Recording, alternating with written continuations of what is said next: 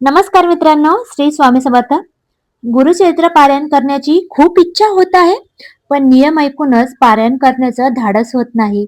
तर हे 3 नियम तुमच्यासाठीच बनवलेले आहेत. तर हे 3 नियम नक्की तुम्ही पाळू शकता. तर गुरुचरित्र पारायणासाठी सगळ्यात सोपी पद्धत म्हणजे हे 3 नियम आहेत.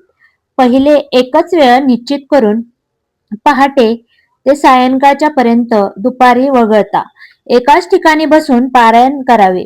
दुसरे पारायण नियम सर्व पारायण नियम पाळायचे आहेत. बाहेरचे अन्न न खाणे, उपवास असल्यास उपवासाचे पदार्थ खाणे आणि इतर दिवशी साधे भोजन घेणे. तिसरे आदर आणि श्रद्धे वाचन करणे. सर्वात सोपी पद्धत म्हणजे फक्त हे नियम. एक आहे एकाच वेळेला आणि शांत जागी बसून वाचन करा.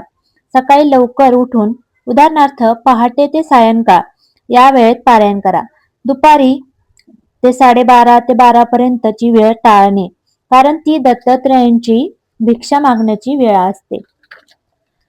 दररोज एकाच दिशेला पूर्वाभिमुख किंवा उत्तराभिमुख एकाच दिशेला एकाच जागेवर बसून वाचन करणे.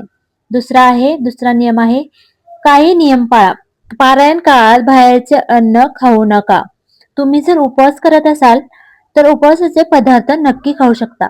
इतर दिवशी साधे अन्न, वरण भात, पोळी भाजी ग्रहण करा. एकाग्रता टिकून ठेवा आणि वाचन शांत सुस्पष्ट ठेवा. तर तिसरा उपाय आहे नियम आहे तर आदराने आणि श्रद्धेने वाचन करायचं आहे.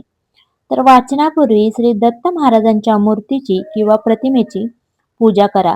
मूर्ती नसल्यास तांदळावर सुपारी ठेवून त्यांना आवाहन करू शकता. पूजेच्या वेळी कुलदेवता आणि दत्त महाराजांचा मंत्र जप करणे शुभ मानले जाते. तर व्हिडिओ आवडला असेल तर नक्की लाईक करा, शेअर करा आणि सबस्क्राईब करा. धन्यवाद.